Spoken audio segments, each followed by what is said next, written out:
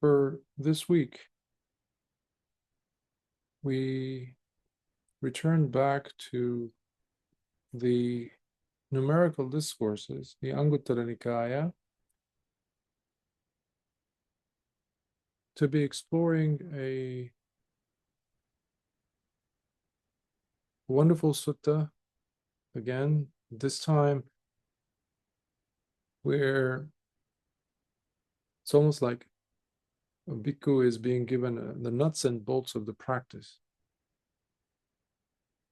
given the tool and now in no uncertain terms as to what steps to follow.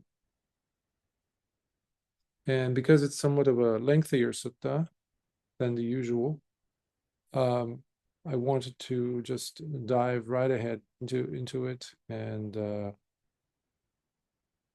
stop as needed, without giving so much in the beginning, as in to establish the background, because it's kind of, as I said, nuts and bolts type of a sutta where Lord Buddha dives into giving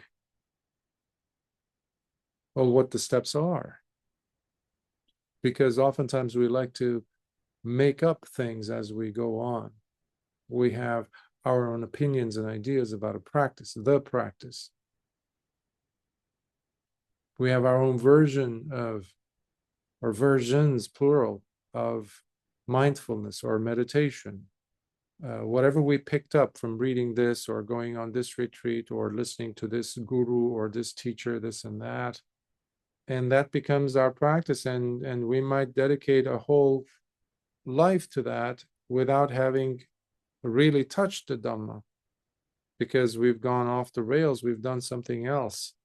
That's why we need to come back to the teachings that the Buddha gave, he himself gave, not interpretations of it, and let alone the interpretations of those interpretations.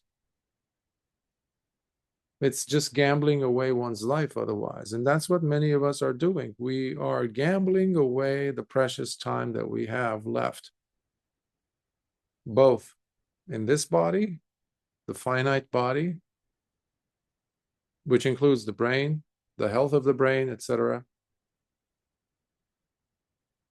The world, of course. Virtue is day by day is decreasing exponentially in the world.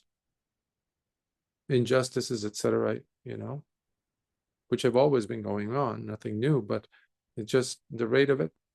But even more so, the Dhamma, that is becoming less and less talked about, practiced, proper. For that reason, the individual has to put the effort to go back into the suttas, not what some teachers are saying, but go straight to what the capital T teacher, the teacher, has left us with. That Dhamma.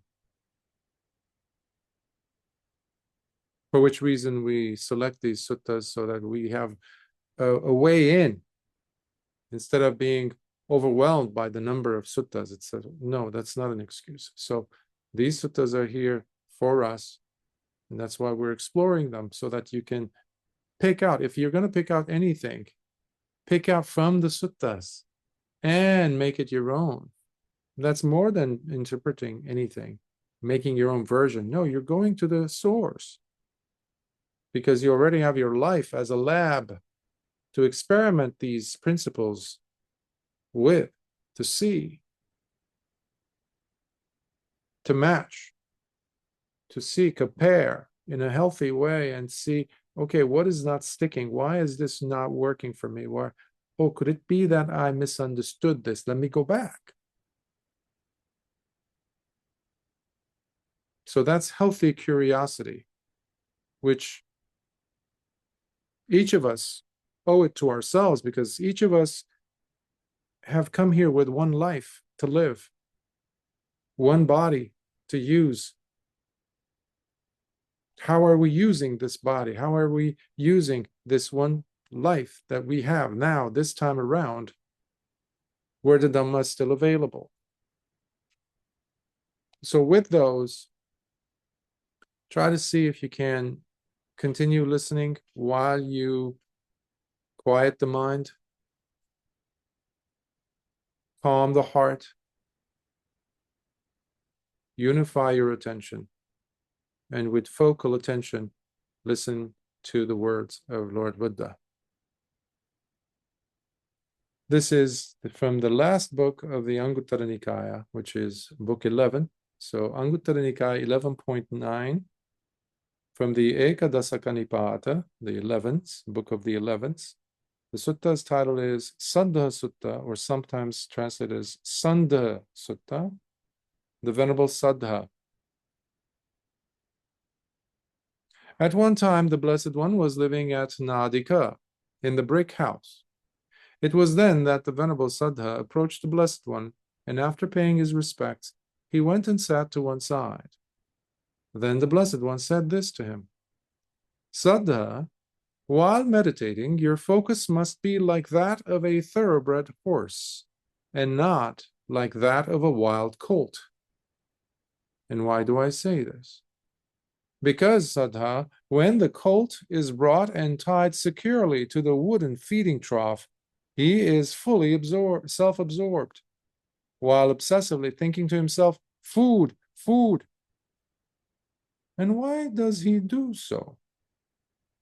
It is because, Sandha, that wild colt, brought and tied securely to the wooden feeding trough, does not consider, I wonder what kind of drills or tasks my trainer will have me go through today. Nor does he think, how could I react to these tasks in order to impress and please him with my performance? Instead, being self-absorbed in his instincts, he goes on obsessively thinking about only one thing: food, food, while being tied securely to the wooden feeding trough.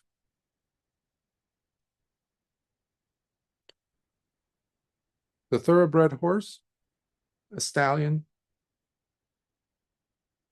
is one that is disciplined, but is disciplined not because he's disciplined. No, because he has undergone through discipline and has become part of, well, has been seeing that there's an improvement, there's an excitement, there's an eagerness to improve, because that person, in this case the thoroughbred being used as a metaphor, is seeing the evidence of the discipline manifested in his character. Even though he's in front of a wooden, feeding trough, he's not absorbed, he's not lost to what's happening to him. He's seeing beyond the trough, beyond the feed that he's getting. In this case, again, the food or the feed is simply a metaphor for whatever is happening to us in life. This Dhamma allows us to go beyond what is happening to us, the peculiarities, the tiny little compartments or the components of what it is that's happening to us, meaning the details of what is happening. The thoroughbred horse, however, looks at beyond that and looks at the patterns. If there's any repetition, what am I learning here? What is an opportunity that's presenting itself now to me with this circumstance? If someone looks at you in a mean way, if somebody does injustice towards you, what is happening to you? That is what the thoroughbred horse does. Is this the first time that's happened? This has happened to me. The thoroughbred horse will say, no. Again, the thoroughbred horse is being used as a metaphor for the trained, for the one that is open to training, is willing to improve and perfect oneself. The wild colt is like a teenager, is an adolescent, is just a raging set of, inadequacies and uncertainties and tumultuous mental states that is just swimming through. He's not even drowning, basically. That's what he's going through. There's a lot of uncertainty. basically reactionary lifestyle. That's what the wild colt is all about. There is no depth, there is no understanding. It's like the quintessential Pavlov's dog. Pavlov would use, just to ring the bell, and the dog would start drooling, salivating. Very much predictable. The wild colt is predictable. Just like a wild bull, if you go to Spain or somewhere like in Mexico or somewhere where they still have bulls released, they wave this red piece of canvas or flag, and it's predictable what the wild bull is going to do. He's going to charge. Predictable. Reactionary. That is not what the thoroughbred does. The thoroughbred human, that's what we're going to see now. Now, in just the same manner, Saddha, someone who is essentially quite similar in behavior to a wild colt, although may withdraw himself to meditate by going to a secluded place or a forest, or sit among the roots of trees or in an empty room, nevertheless, he continues reflecting and thinking about things that arouse passion and lust, led by his sensually obsessed mind, with a heart that is absorbed in sensory desire and stimulation. Now he's talking specifically to this bhikkhu about the mind,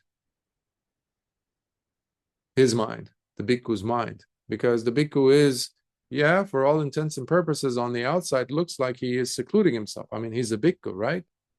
Who walked away from a household life, right? Okay, and he's even sitting there in his kuti, right? Or under a tree. But where is his mind? That is the connection here between the wild colt and the bhikkhu with a mind that is totally uncontrolled. Because he's still obsessed. That's why the eyes of the bhikkhu have to be lowered whenever they go in and out of a village to collect food.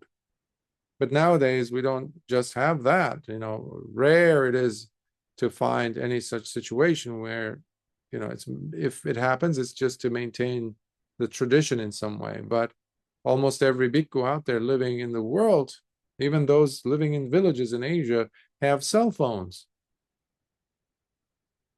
Well, the eyes are lowered, but they're not lowered in the right way to go in and out of a village. They're lowered towards the cell phone to watch what's happening on the screen. Well, what does that engender? What does that bring up? Sensuality.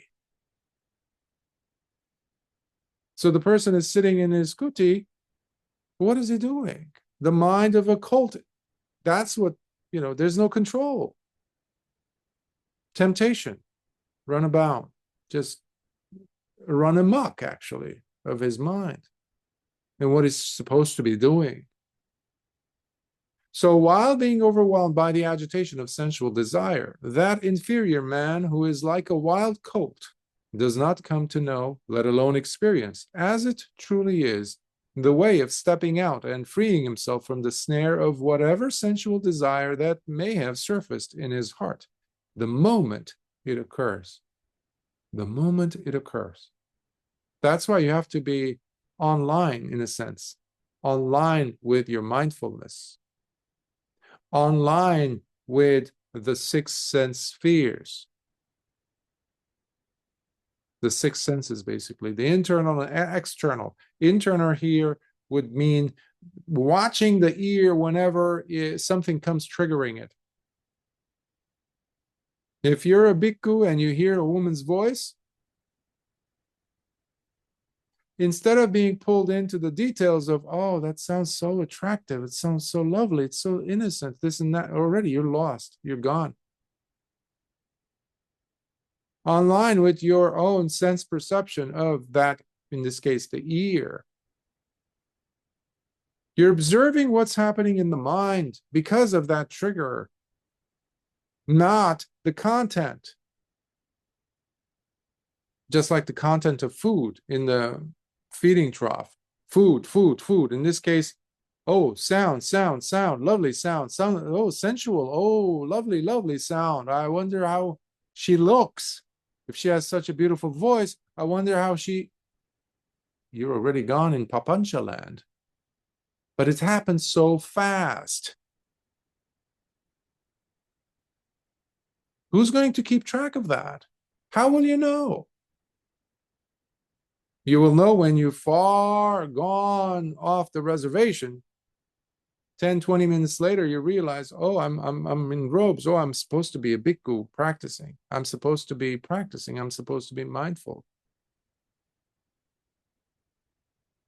This is where we have to practice hiri and ottappa, that sense of developing a conscience and wise shame and wise fear. What am I doing? What am I doing? What am I supposed to be doing? How is that helping me now? Which we forget to ask. Now, as this person allows those sensual desires to continue to wreak havoc in his heart, he becomes more drenched in them by ruminating over them, and thus, soon enough, finds himself obsessively identified with them instead of meditating. So now you're basically shadowboxing in your mind with ideas, scenarios, circumstances, possibilities. Your blood pressure is rising. And if they have you in an electroencephalogram, EEG, to read the brain waves, you're all over the place. It's almost like watching two men box. It's like a boxing match that you're observing live. But there's no people in front of you doing it. It's all in your mind. So it doesn't make a difference for the body. You're agitated. Your heart is going 1,000,000 miles a second.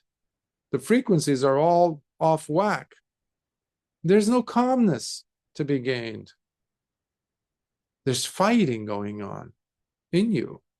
Why? Because you're ruminating. Even in the field of therapy, one of the things that we would give to patients to, especially during intake, would be some of those questions directly related with, do they have any ruminations, we call them?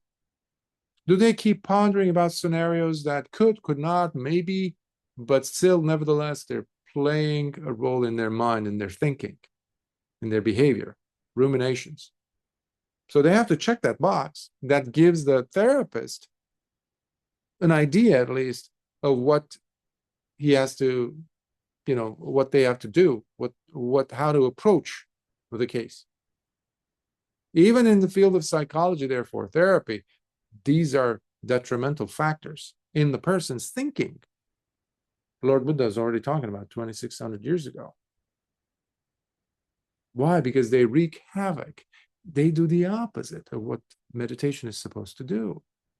Similarly, he finds himself ravaged by feelings of hatred or ill will, which he allows to arise and continue to wreak havoc in his heart, as he becomes more drenched in them by ruminating over them, and thus, soon enough, he finds himself obsessively identified with them instead of meditating. We do not meditate for our, for mileage. Mileage as in time. I've had teachers in the past who, your success basically in meditation had everything to do with the mileage of time, temporal mileage, let's call that. Temporal mileage. How many hours have you sat? That would be one of the first questions to ask, which is absolutely ludicrous of a question. Who cares? I realized this when I was looking at a rock in nature. The rock was there before I showed up. But there's not an iota of wisdom in the rock. There's no mindfulness in the rock. So if I'm sitting there for 16 hours, 24 hours, 84 hours, not moving, how is that bringing about any wisdom in me? So that makes the whole sitting long itself an obstacle even. Not a gauge for awakening, not a gauge for wisdom or understanding. For that to happen, there needs to be other requirements, like Lord Buddha is stating here. What is the mind doing during that time? Is there hatred? Is there anger? So he's now going over the 5 hindrances, by the way, if you noticed. Similarly, he finds himself drowning in dullness as he experiences drowsiness and begins procrastinating. Now, this is the tinhamida, which in English we see as sloth and torpor, which he allows to surface and continue to wreak havoc in his heart. And as a result, he becomes more drenched in them. And thus, soon enough, he finds himself obsessively identified with them instead of meditating. So the person falls asleep or keeps procrastinating, delaying the sit, delaying to be practicing mindfulness. Yeah, I'm going to go and walk towards the kitchen. Okay. How many steps would that be? Maybe 5, maybe 3. Okay, can I make 3/4 of those steps be completely done with mindfulness? Let's see. That's what the mindful person does. So you're using your life in every shape or form to augment your practice. Instead of saying, half an hour ago, I went to the bathroom and I stepped every moment, every step I took actually was with mindfulness. So let's that be it. Let me just do it mindlessly for a change. Can I just be, an automatic pilot without any mindfulness business involved? That is part of tinhamida as well. Or, you know what? I'll sit tomorrow. I'm not in the mood today. Why? Are you guaranteed that you will wake up tomorrow? Meanwhile, you have the urge to sit. Let's sit as long as we can. And when you really feel like the body needs rest, then go and rest. That's fine. Similarly, he finds himself overtaken and tossed around by restlessness and worrisome thoughts, which he allows to surface and increasingly wreak havoc in his heart, as a result of which he becomes more drenched in them, and thus, soon enough, he finds himself obsessively identified with them, instead of meditating. A person who's got a mind that is so agitated becomes addicted to it. In fact, when the restlessness is no longer there, they feel like there is something wrong.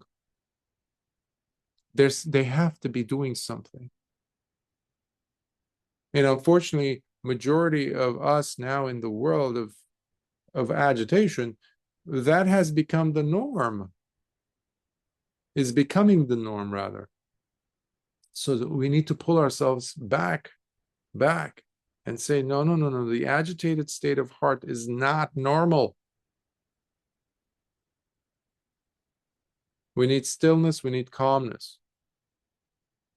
And similarly, he finds himself haunted by feelings of uncertainty that arise due to his skeptical doubts, which he allows to surface, whereby they also increasingly wreak havoc in his heart. And as a result, he becomes more drenched in them, and thus, soon enough, he finds himself obsessively identified with them instead of meditating. So this is the 5th of the Panchanivarana, the 5 hindrances, which are the enemies of us meditators. So the thing is, you can work around them, but you need to see them and acknowledge them for what they are first, instead of shoving them out of your experience. They have something to teach us. Basically, they have the ability to teach us, at the very least, that our mindfulness isn't as strong. The Buddha continues, led by these experiences, he goes on meditating, but while looking at and perceiving earth, he comes to rely on it and see it as a thing to be grasped. Patavi. Patavi is earth, solid. While looking at and perceiving water, he comes to rely on it and see it as a thing to be grasped. While looking at and perceiving fire, he comes to rely on it and see it as a thing to be grasped. In this case, fire could be not just necessarily something hot outside that you like fire, really, but Ever noticed what anger feels like? Vengefulness feels like? Punishment, wanting to punish someone feels like? They're hot, aren't they? Hot emotions. So this is a person, while looking at the fearsome fire of anger, he doesn't see it as, okay, this is anger and we're going to go with this. Seeing it as a thing means you bought or you bit the bait. You're gone. While looking at and perceiving air, he comes to rely on it and see it as a thing to be grasped. So these are the four primary elements. Furthermore, while looking at and perceiving the dimension of boundless space, he comes to rely on it and see it as a thing to be grasped. Now we're talking about the jhānas. So Lord Buddha is addressing the various different things. The person who's never meditated, lost in the four elements. Now he's talking about the person who's practicing meditation. So he's not saying a person, a meditator who practices and gets to the fifth jhana. That's the boundless space. And then we're going to see, while looking at and perceiving the dimension of boundless consciousness, he comes to rely on it and see it as a thing to be grasped. You have people who have reached that practice at one point or another in their meditative careers, and they're stuck there. And when you do get stuck, another thing that happens is you lose it. The person doesn't attain to that level again because their obsession blocks them from attaining it again. So what they have is ideas and thoughts and memories of how the experience was and what it could be, and now they're back into mentally proliferating again, papanchas. While looking at and perceiving the dimension of nothingness, he comes to rely on it and see it as a thing to be grasped. While looking at and perceiving the dimension of neither perception nor non-perception, he comes to rely on it and see it as a thing to be grasped. So those were the two last of the arupa jhanas, nothingness, and number 8. That was 7. No, this is 8. And while looking at and perceiving being in the world, he comes to rely on it and see it as a thing to be grasped, even the world. Or whether being in or perceiving another world, he comes to rely on it and see it as a thing to be grasped, even if it's the heavenly realms. So this would be equivalent to, one way of looking at it would be the 6th and 7th fetters, sangyojanas, where the person has, even in the case of an anagami, for example, there is the last 5 group, basically, out of which the 2, 6, and 7 sangyojanas or fetters that bind the person still to samsara would be the craving for fine material realm and the formless realms, let's say Brahman realms or even higher. So they're stuck. They take them literally. And while perceiving visual objects with the eyes, perceiving audible sounds with the ears, perceiving smells with the nose, perceiving flavors with the tongue, perceiving tactile objects and contact with the body, he comes to rely on each of these and sees them as a thing to be grasped. So what this means is the person very much has a sense of sakkaya ditthi, the view of holding this personhood, what we've often heard in the suttas, seeing and believing that there is this me, myself, this is who I am, that I amness, what in other religions is called soul, for example. I'm special. There is an essence about me or within me, to which all these different things coming and clashing against. Relationships, eyes, seeing objects, hearing sounds with the ear, tongue, etc. So you are here, the world is here. But that is not Dhamma. Is your life like that? Are you living a reactionary life? Are you living a life where you are seeing yourself as the victim? Are you seeing life as something that keeps hitting you with the batting, with the I don't know, baseball bat with shooting arrows at you and you just have to keep dodging? Is that what it is? All that means that there are these two, object and subject. Me, myself, mine.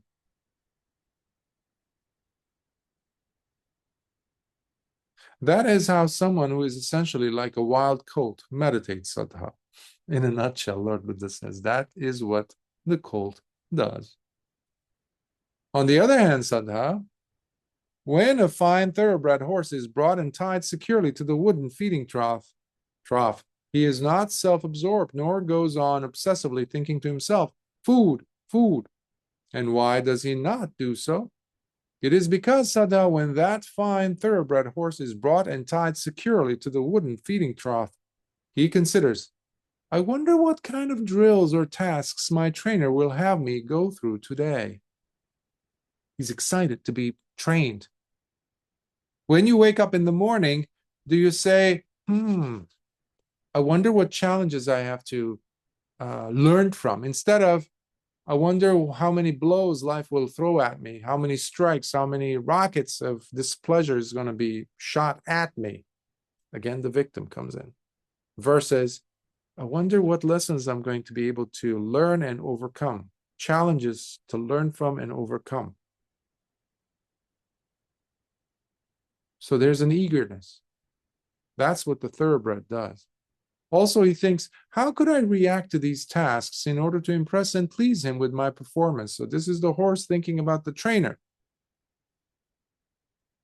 How can I impress him? So in this case, you as a thoroughbred horse, you can think of Lord Buddha as our trainer. He also called himself, he's a horse trainer one time in the Anguttara Nikaya when he was asked by a horse trainer. And Lord Buddha says, it's actually very similar, what I do to what you do. A trainer will have different grade levels of horses. Those that are obedient, those that are actually improving, those that are not so obedient. Lord Buddha says, I train them the same way you do. And the man was surprised. So when you're training, you can have that humility in your mind saying, I wonder how I could actually impress Lord Buddha, the teacher, the great teacher. How could I impress the Buddha with my meditation today? There's 24 hours. If I calculate or accumulate all my moments of mindfulness and put them together next to each other, squeeze them into one lump sum, I wonder if I can get an hour out of it. And if I show that to the Buddha, I wonder how that would be. Of course, this is all happening in you. There's no Buddha as such outside of us to impress. This is all for us to train ourselves. Because no one can really train you other than you. Really, a physical teacher even is simply a suggestion at best, which you can keep or throw away. You don't need this. Or you say, no, there's value here. There's tremendous value. I'm actually extremely fortunate to have this. Again, humility. So he does not become self-absorbed nor obsessively thinks about only one thing, food. Instead, while being tied securely to the wooden feeding trough, the fine thoroughbred horse is carefully engaged in considering the possibility of being struck by his trainer's whip, which he sees as painfully annoying, as a liability, a defeat, and a failure on his part. So he doesn't blame the trainer.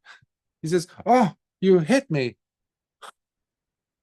You didn't have to use the god or the stick or the whip. I mean, come on. No. You had that not just today. We have plenty of such characters in the world today who think that they're already it. And these are just embellishments or accessories. A teacher, having the teacher, or even the teachings from Lord Buddha himself, they place themselves above that. The Dhamma, their Dhamma in their mind, is higher than the Dhamma that Lord Buddha gave somehow, let alone being trained or willing to be trained. For that reason, if you remember from the Mahasunyata Sutta that we covered, I think a couple of years ago, where Lord Buddha says to Ananda, I'm not here to baby you, he says. I'm not here to pamper you. I'm not trying to, make you like me. It's not a popularity contest, basically, between me and Mara. But that's what we have today. Students like to be pampered. So if anyway a teacher says, don't do that, it's actually acting stupid. If you do this, stop being like this, people start saying, well, wait a minute. Or you need to do this. The job of the teacher, a true good teacher who can really help, is to go beyond what your expectations are. Beyond. Where they have to tell you if you're doing something wrong. And if you're not doing enough of something, they will tell you, you need to do this. And your job is to do it. That's what makes a teacher teacher and you a student. Otherwise, let's forget about all this thing about, teacher-student relationship. And that's why this whole world is a mess, even in the field of, as I mentioned, therapy. About 40 years ago, they came up with this whole idea that there isn't a teacher, clinician or therapist and patient relationship. It's all about the patient. It's all about the patient. Well, no, there's two people there, at least. The teacher, in this case, is in the context of the directive role, the guide, the knowledgeable therapist who has experienced knowledge and understanding to help the person who came in need of help. So the patient cannot be in a position of equal position to tell the clinician, the therapist, what to do. This is ego to the umpteenth level, which ruins the whole therapeutic environment. And that's what we have in the world. You see this also in the educational field, where teachers and students are seen equally. There is no respect for the teacher. Parents have more control over the teacher and what the teacher is supposed to give if they're really wholesome teachers, not what we're seeing today with the whole DEI thing. The education of the child. The child is never going to be as good as the teacher in knowledge, experience, wisdom. And if there's some issues there, well, we need to look at the teacher. There's something wrong there. But there is a position here. There's a hierarchy here, which has to be respected. There's the trainer and there's the thoroughbred. Eventually, the student becomes, the whole point of the teacher being there is to make that thoroughbred, that student who came, be so good that the teacher disappears. The teacher's job is temporary, folks. Many of the Arahants never came back to see the Buddha. They became Arahants. What Lord Buddha's main objective was. He didn't say, well, after you become an Arahant, you need to come back and you need to bow in front of me. And if the person wanted to do that, come back and miles of walking and come back to show appreciation, that was a totally personal decision on the student's part. This is where people get it wrong. The job of the teacher is to guide. But the student's job is to be guided, not to say, well, I have to make the final call on that. No. When the teacher says, you're not doing this enough, you need to do this, the student should do it. Otherwise, why even take that person as a teacher? Come on, there's so many other teachers out there in the world, so-called. You can have teachers through the screen, right? Without any relationships, no liability, no nothing. You can have your life without changing anything about your life. Nobody bothering you about your sila, your mind, your meditation. You think you're practicing enough? That's enough. Remain in your misery. But the wise thoroughbred says, no, No, I have to be honest with what's happening. And that requires humility, understanding that no, I am in dukkha. The reason why I've chosen this teacher is to help me get out of dukkha, of suffering. I'm not doing this for the teacher. And definitely there should not be any teacher worship, because that would be falling to the other extreme, which we have enough of today. So anyhow, now in just the same manner, Saddha, someone who is similar to a fine thoroughbred horse withdraws himself to meditate by going to a secluded place or a forest, or sits among the roots of trees, or finds himself in an empty room where he does not allow himself any thoughts that may arouse passion or lust, always keeping check so the mind does not become touched by sensual thoughts, let alone be obsessed by them. In this way, he protects the heart from ever getting caught up in them or being absorbed into sensory desires and stimulation. So that is the first nivarana, the hindrance of sensuality. Kama chanda, that shows up. It could be in the form of food. It could be something, the mind is the key here. If you're not standing guard, if you're not practicing restraint of your thoughts, suddenly you're going to be lost in visions of how something felt, experienced, and you're not having it now, or what you would like in the next moment or day. Somebody says, oh, Bhante, I'd like you to come tomorrow for lunch, dana.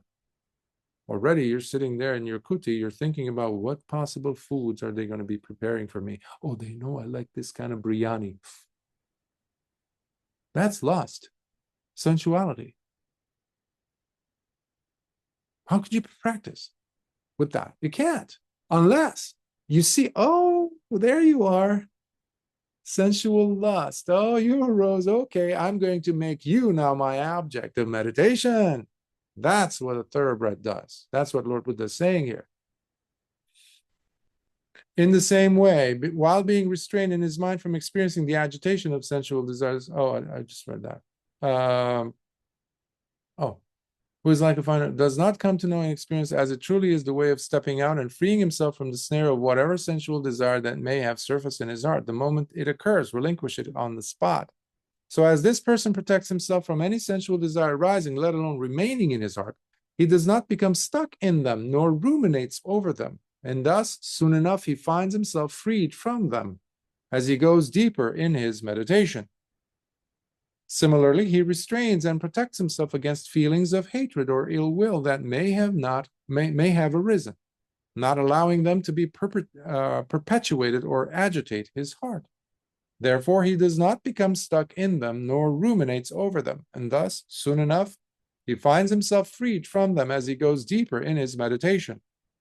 It's like all of these hindrances are like a grotesque image. Warning, you've been forewarned. Lord Buddha gives the example of a stick that's touched excrement on one end, as well as the other end.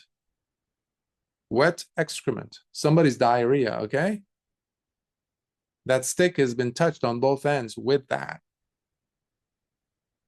And in the center too, it's completely smeared with it. So there's no way that you could touch this stick and not be sullied by the stink, the stench, the smell, the residue of the excrement.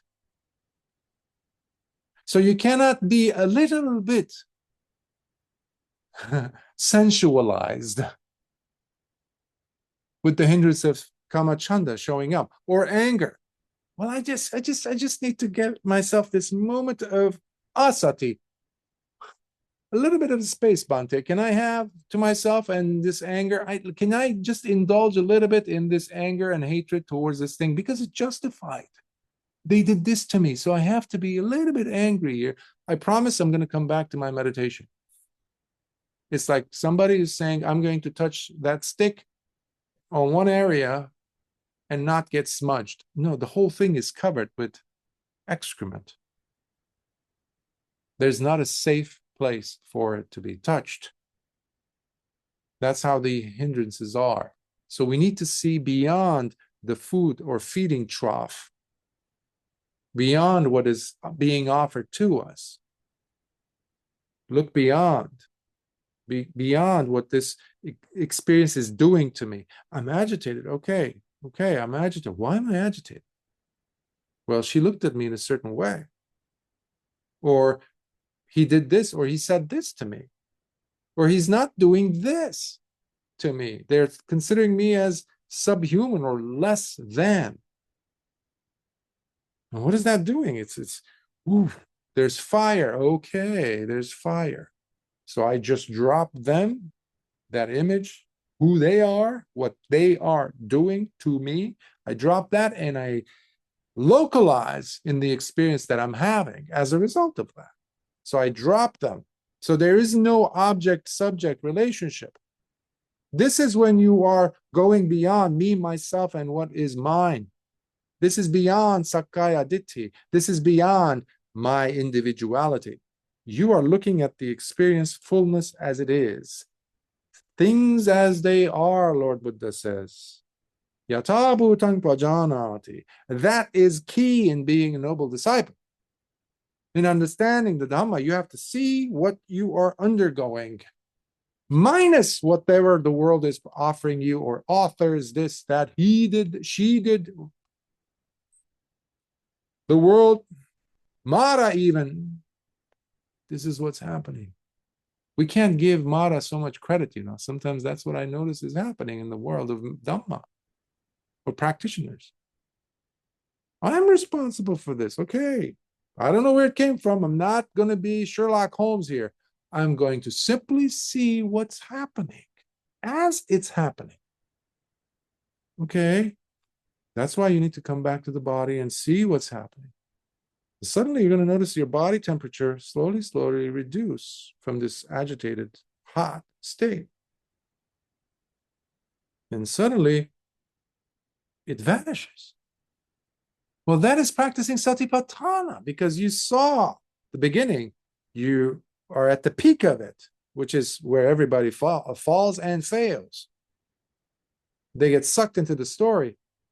And especially at the tail end of the experience, because nothing lasts. Anicca. You just saw the experience in its three phases, especially the last ending, vanishing state. That is the third noble truth you just witnessed. You did. Nobody taught you that. Nobody, you didn't read it somewhere to understand it. You just experienced because of your practice of staying with what is happening at that moment. That's why the Dhamma is alive. Beyond books. Beyond Dhamma talks. They can only come alive in your life if there is the present awareness to notice what is happening.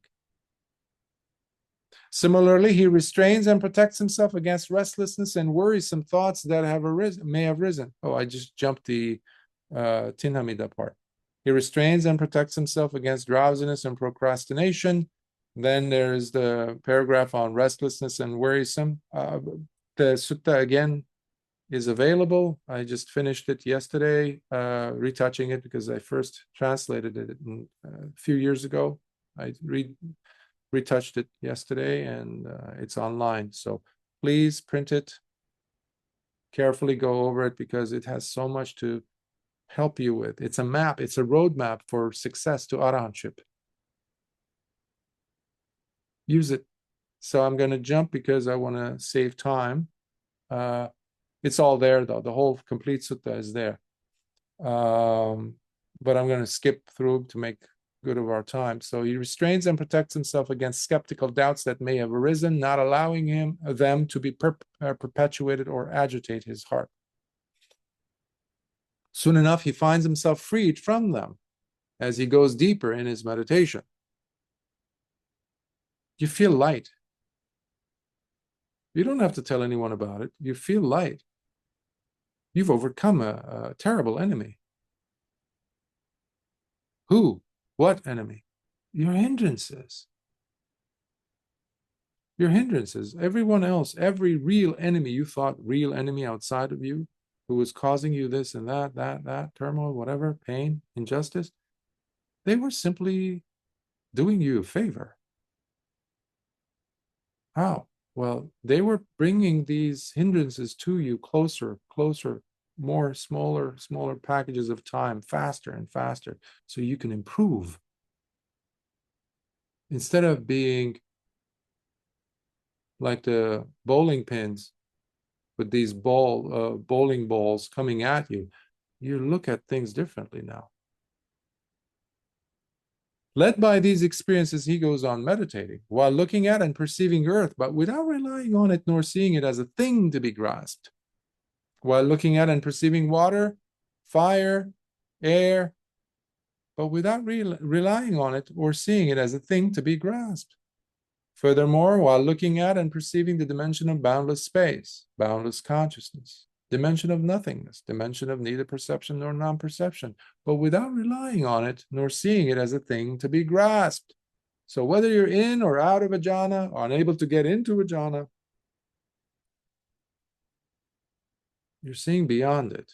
You're not seeing anything that's worthy to be grasped. In fact, here's the thing, here's the secret. Nothing deserves to be grasped.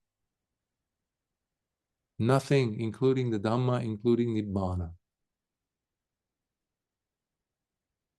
That's the brief instruction that Lord Buddha gave to Venerable Mahamoggallana. Sabbe Dhamma nalang abhinivesaya. Nothing deserves to be walked into, leaned into, to be grabbed. Abhinivesaya is like the foyer of a house. To enter the house, you have to go through it. So you're committed. Nothing deserves that. No experience is to be grasped, including Nibbana. What a relief when you think of it. You don't have to run after this or that. A bee is committed, you know. A bee has to carry all the pollen from the plant, from the flower. And if you've seen a fully loaded bee, it's going to be struggling to get to the hive. No wonder so many of them, we see them on the floor dead. They have a heart attack sometimes with the load that they have to carry. Fortunately, we don't have to deal with any of it. Even the Satipatthana, the Dhamma, you're not carrying any of it with you. To me, that's a relief. Or whether being in or perceiving another world, or without relying on it or seeing it as a thing to be grasped, while perceiving visual objects with the eyes, perceiving audible sounds with the ears, perceiving smells with the nose, flavors with the tongue, tactile objects in contact with the body, but without relying on any of these nor seeing them as things to be grasped. We can remind ourselves of Bahya. When seeing, there's just seeing Bahya. That's how you need to develop the practice. So you're not carrying anything. It just at that moment, boom, boom, tasting, boom, that's it. It is the tasting, not the flavors, this and that. So the passionate delusion is no more for you. And by meditating, therefore, Saddha, that is how someone who is quite similar to a fine thoroughbred horse meditates. And by meditating in this manner, Saddha, then even the devas, along with their ruler, Lord Indra,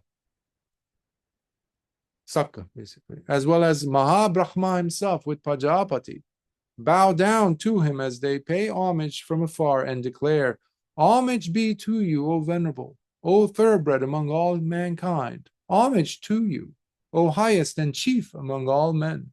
For we are now baffled and dumbfounded, since not even we ourselves know or understand as to what might be the basis of your meditation, O Venerable, upon which you are firmly anchored."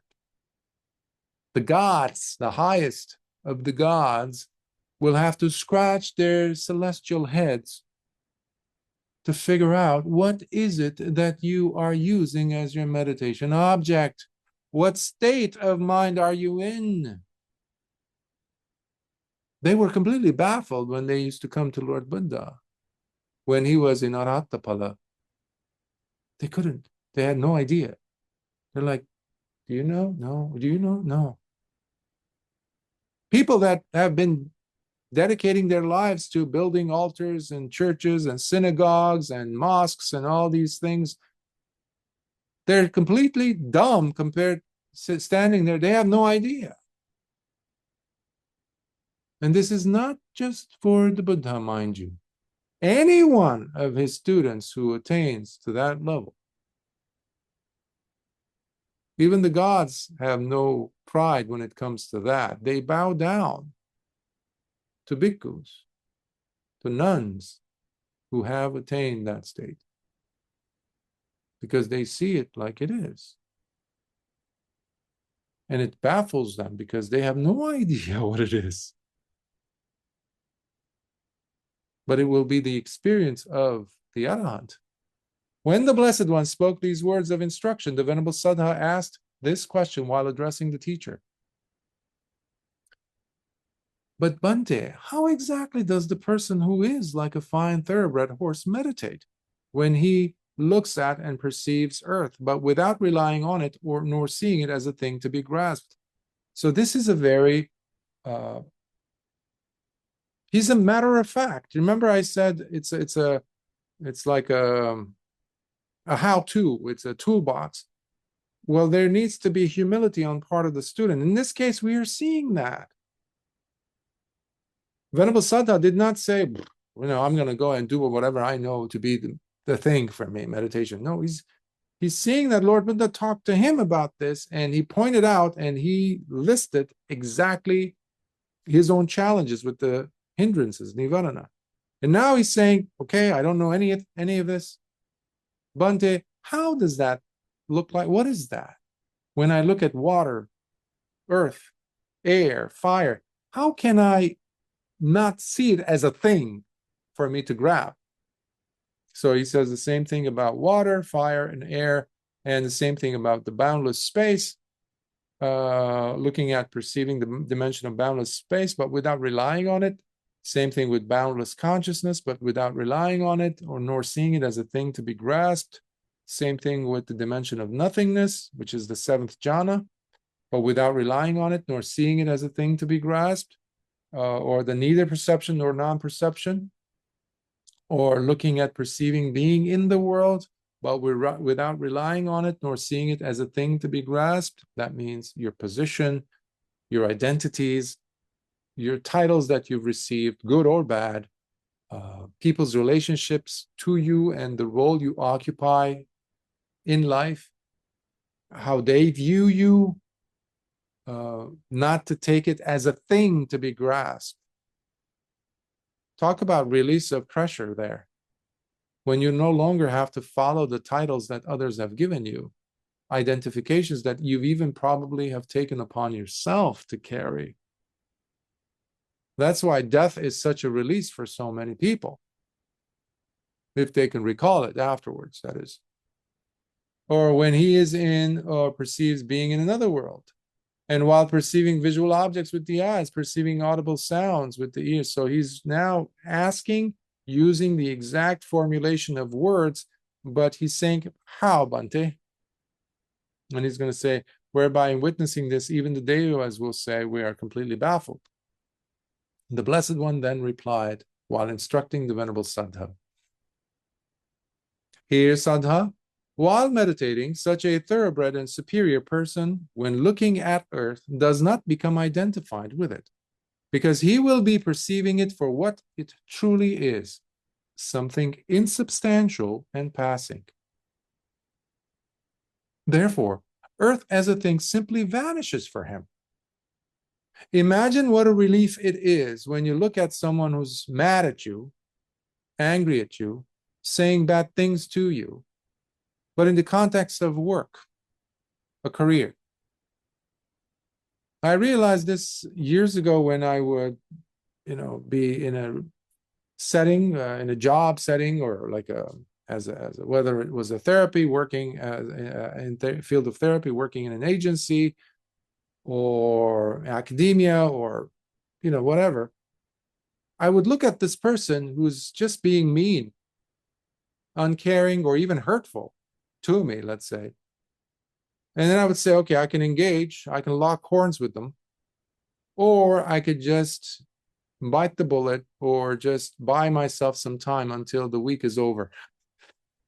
And I can just, they don't exist after that. After I drive away from the parking lot, they don't exist. In fact, when I get into the car and I'm about to, they already are gone. They're dead to me. They're not there. I don't have to carry them. Wow, what a relief that was. Sometimes I would tell people, when you are being driven to madness with this person, trying to get you enraged, to be enraged, have you tried gently walking away, leave the room, go to another room, or go and leave the building, go and walk around a little bit? Can you do that? Well, I have to. Can you do that? I can try. And then they come back, they're like as a new person. You didn't take it as a thing. You didn't become absorbed with it. That person did not become a black hole sucking you in, every molecule of you. You didn't allow them. So you don't have to engage. That's what I'm trying to say. Whether it's your thoughts or an actual person or a situation. Because next time when you really have to engage because of whatever responsibility, at least you would do so mindfully, remembering that this too shall pass. This is not everything. That's what I'm trying to say. Similarly, while looking at water, he does not become identified with it because he will be perceiving it for what it truly is, something insubstantial and passing. These are the keys. You look at the situation that is happening to you, a person who's being utterly unjust, mean, cold-hearted, etc., or life. Ask yourself, is this permanent? Is there anything that's permanent? Really? Well, what did we learn from the Dhamma 101? Buddhism 101. Anicca. Did I know this person all the time? Was I always in this situation all the time? No. This person didn't exist for me up until a few years ago. This interaction could never have happened had I not done this or said yes to this, etc., etc.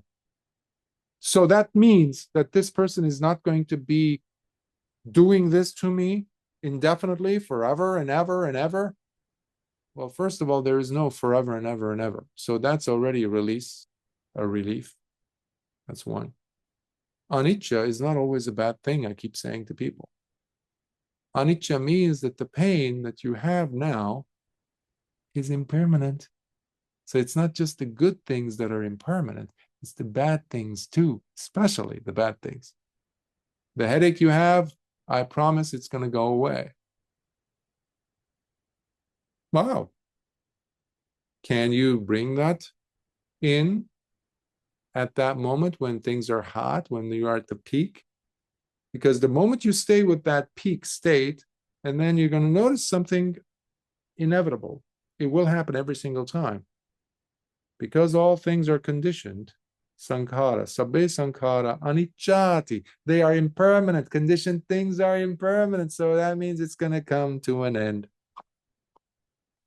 Every candle will burn out. Guaranteed. There is no perpetually burning candle, including the bad situations you might be undergoing. Similarly, while looking at water, I'm going to jump ahead, looking at fire, looking at air, looking at the dimension of boundless space, looking at the dimension of boundless consciousness, looking at the dimension of nothingness. looking at the dimension of neither perception nor non-perception, looking at the world he is in. He does not become identified with it because he will be perceiving it for what it truly is, something insubstantial and passing. Therefore, the world itself as a thing simply vanishes for him. That's why we need to be keeping ourselves in check every time we are exposing ourselves to the world. That's why your daily practice of meditation disengages you from the wrong belief that the world does exist, that the world situations that are going on, the politics, the global issues, the news, the terrible events in your neighborhood, etc., all that, to pull yourself away and come back to reality. That is not real ultimately. Your state. You didn't come here to simply earn wages and earn a salary or be in a role of a daughter, father, mother, uncle, etc. That's not the job that you're here for. You've had those roles countless times throughout samsara. Nothing new. It's old news. But the maturity of your understanding to gaining wisdom, that is the shot that you're here for. That is the completion, the task for which we are here. So that is not the main show. This is the main show. Self-understanding. Even the Greeks were saying this. Know thyself. And that's it. That's where the prize is. The world, meanwhile, is going to come and try to strip that away from you to say, no, I am real. These things that are happening outside of you, the six sense spheres, that's real. The world is real. That's why there's nobody really deserving of our complaints. There's no point in complaining. That's why metta is a wonderful tool to allow you to disengage. Forgiveness happens. Forgiveness is a powerful gift that you give yourself first. You're giving yourself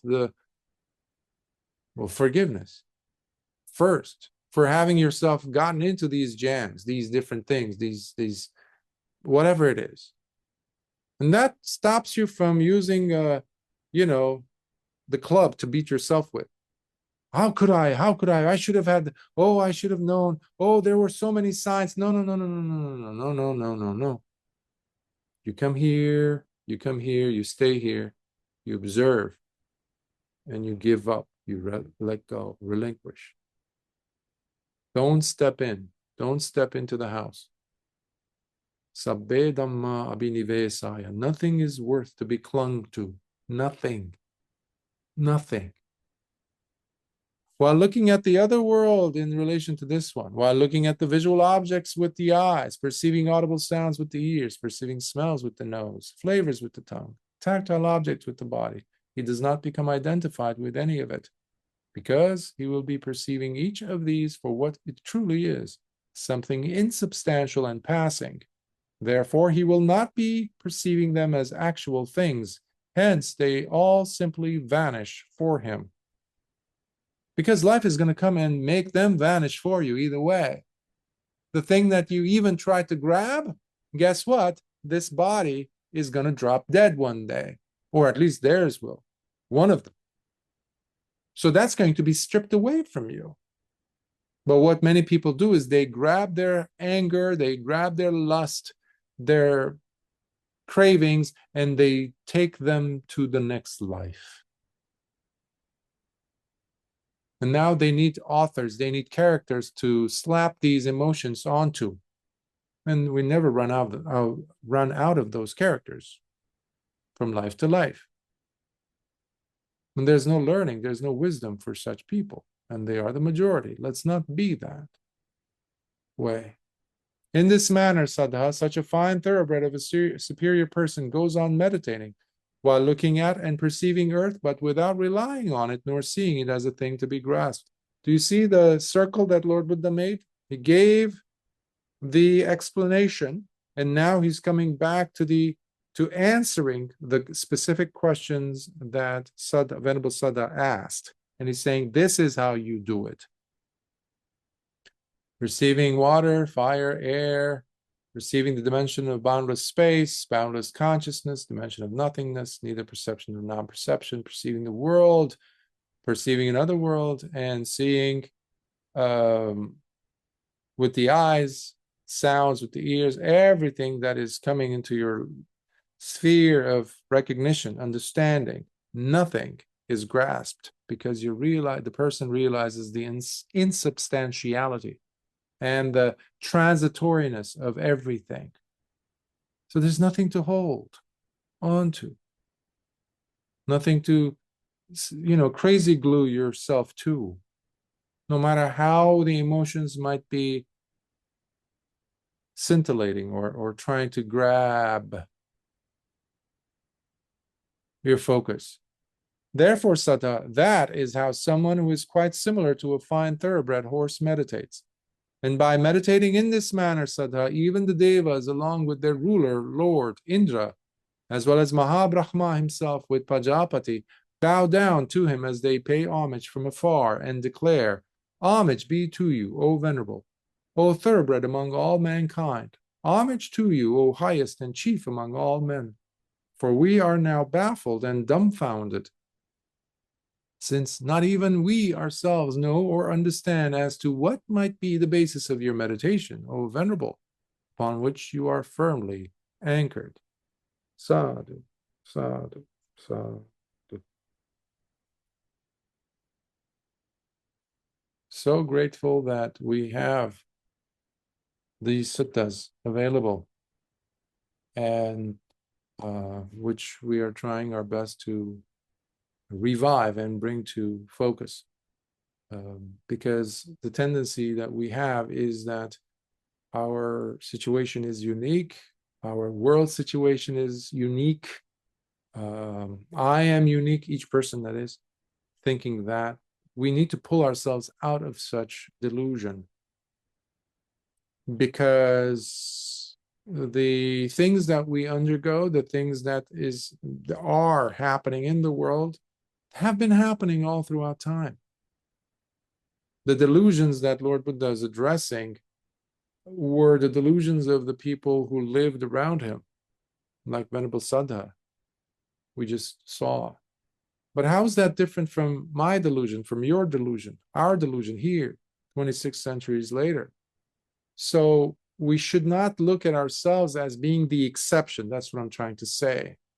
In this world of individuality that we've been advocating, at least in the West, which is now spread all over the world, which cuts us, severs us from seeing the relationship that we have with those who came before us.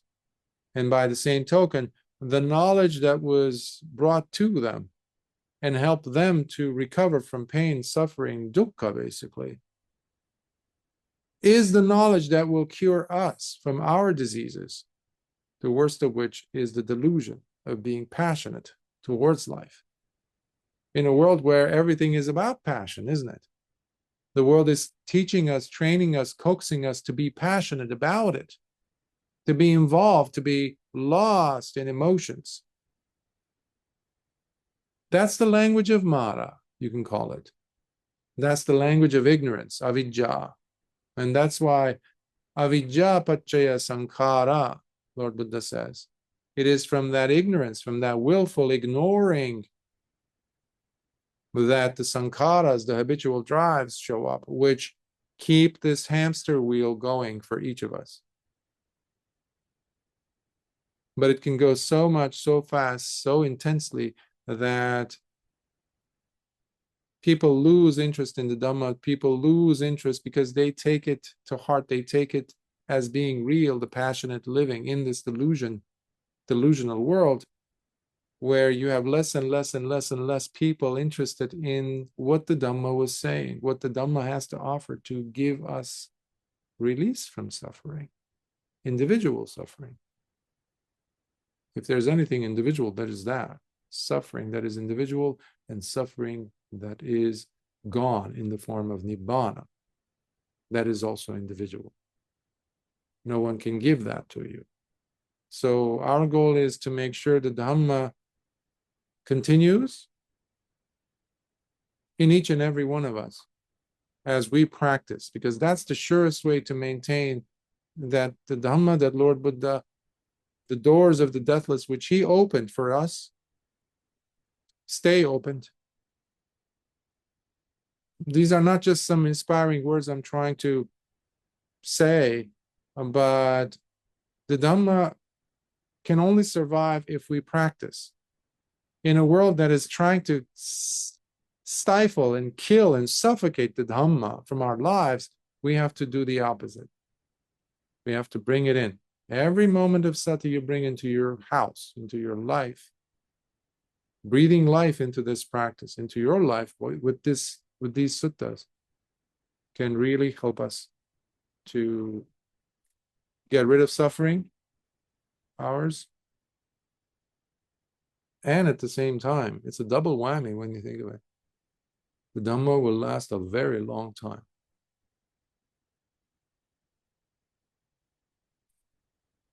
When Lord Buddha was asked, he said about 500 years. That's how long it will last. It's been 2,600 years almost, and it's still going strong. So hopefully you will gain some wealth with these suttas. And I'm a little bit exhausted, but are there any questions?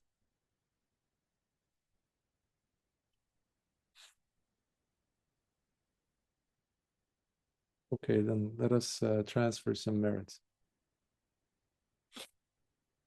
Akasatha chabumata devanagamahiddhika punyantang anamoditva chirang rakhantu lokasasanam. Akasatha chabumata devanagamahiddhika punyantang anamoditva chirang rakhantu desanam. Akasatha chabumata devanagamahiddhika punyantang anamoditva chirang rakhantu mam paranti.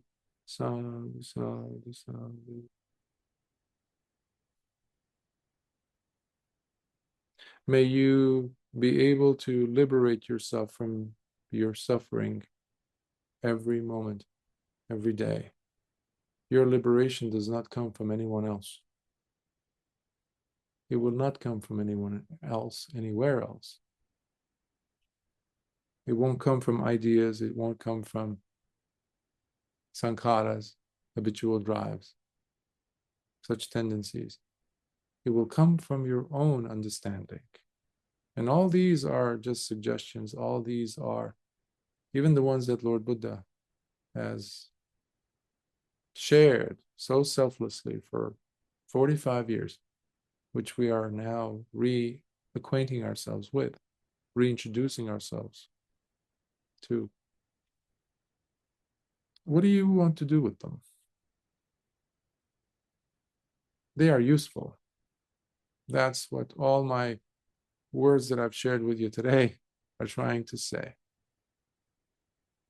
They are useful, but you have to apply Saddha. The name of the Venerable One is an example. Saddha means also faith, confidence, even conviction.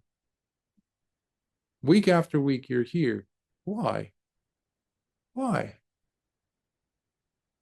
There's a faith, there's a confidence developing there. You know that, well, because I see the taste,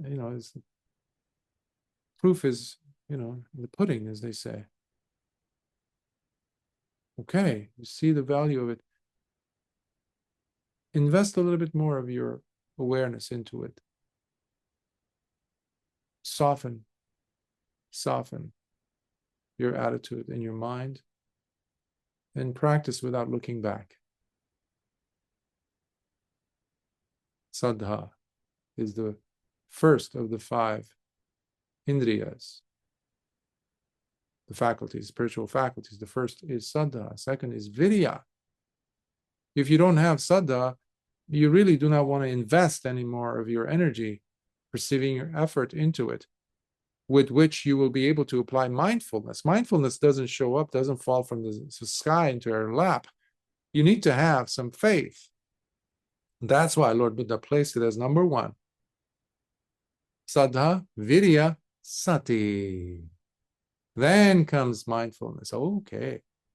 And because of your maintaining of sati, you're going to drop into samadhi, into collectedness of mind, stability of mind, without coercion, without fighting. And because of that, there will be panya in your mind. All because of you putting the work. All because of you putting the attention where it needs to be. Nobody else is the author of that. That's why we're grateful to Lord Buddha for having provided us the roadmap. So, with that, I will let you be.